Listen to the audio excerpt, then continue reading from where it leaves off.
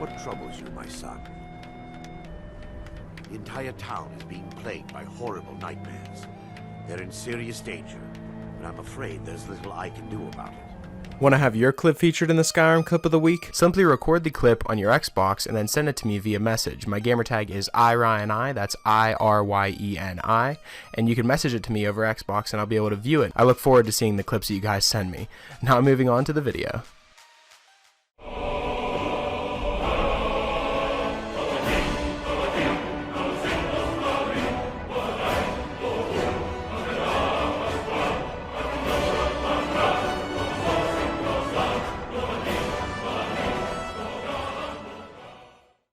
Hey, what's up guys, it's Ryan and welcome to another episode of Modded Monday. We're on week number 125 now guys. I've picked out 5 new mods for you guys to check out and perhaps add them to your load order if you find them interesting. So let's just jump straight into it.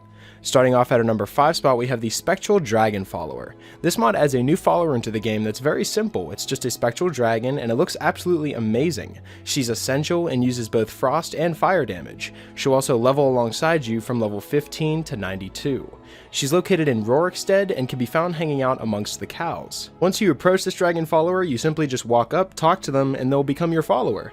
And then you can just go along your battles with them along your side. Now I think this mod is very useful because most of the time you're going to be having another human or a different type of race as a follower, but now you get to have a dragon, and not just a regular dragon, a spectral dragon. So having this type of companion by your side might be just what you need to start a different type of playthrough. And going through your battle, she's actually a very powerful dragon as well. I mean, you would figure she'd be powerful because she's a dragon after all, but whenever you go into battle with other people, the types of attacks that she uses are actually extremely powerful. The only thing that I could suggest that would make this mod even better would be to have a backstory to the spectral dragon. You know, how did you stumble across it? What's their backstory? I think that would be a perfect way to implement this in, but even without the backstory, it's still a pretty good follower, and that's definitely why this mod comes in at our number 5 spot, so I'd recommend downloading the Spectral Dragon Follower.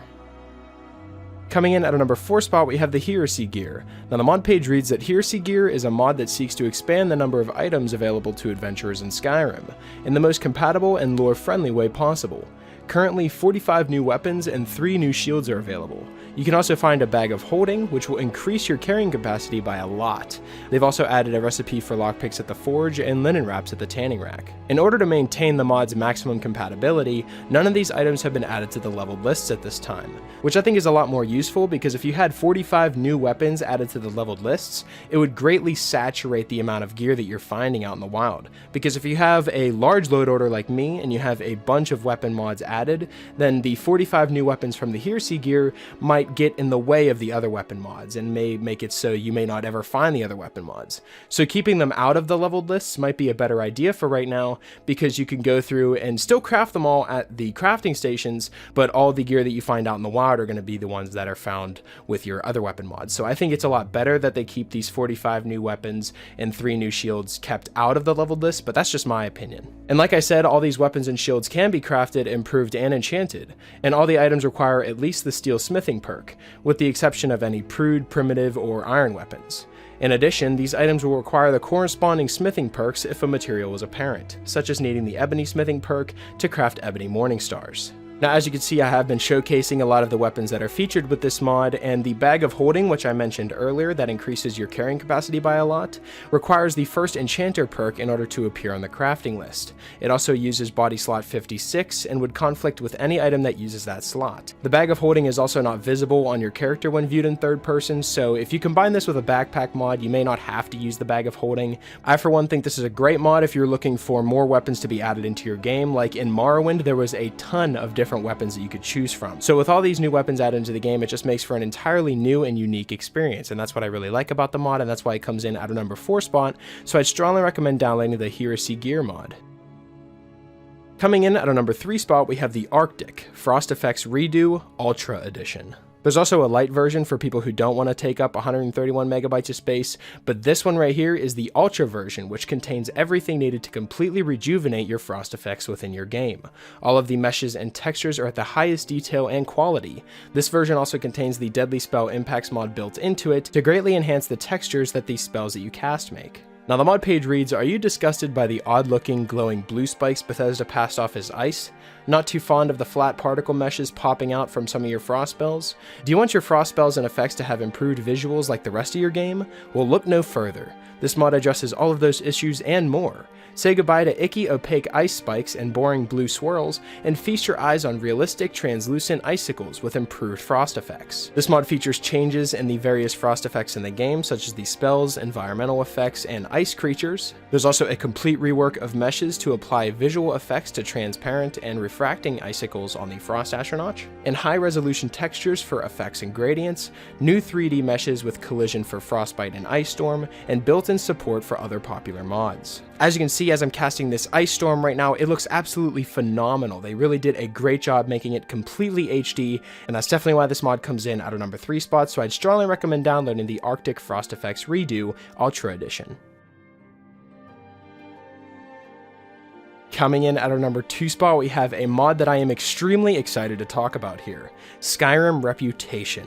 Now before I actually dive into what this mod does, I just want to take you back to the world of Oblivion. Oblivion was a game that changed as you played it. The more actions you did and the more good things you did, the more good things that would happen to you, and the more good things people would recognize you for, such as if you were the grand champion of the arena, people would recognize you for that. If you saved everyone from the Oblivion crisis, people knew who you were. People knew if you were the hero of Kvatch, and they would recognize you for that.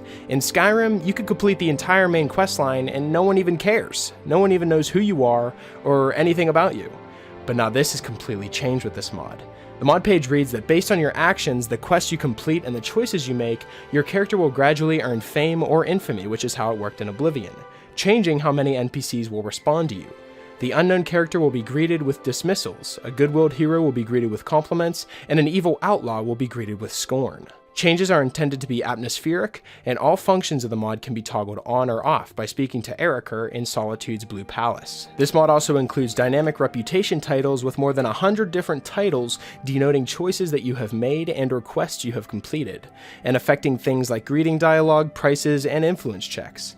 A noble hero receives better prices, and an evildoer may see townsfolk and enemies alike fleeing at the very sight of them. There's also faction changes and courier notes, which means that some NPCs can now send you courier notes to comment on your deeds, whether you join another faction or on your current reputation itself. Companions will now also recognize your fame or infamy and let you join without the usual delivery quests if your reputation is right, or kick you out again if you turn evil. There's also a vampire and werewolf suspicion mechanic, which means the citizens of Skyrim will no longer remain oblivious to vampire and werewolf players' hidden nature.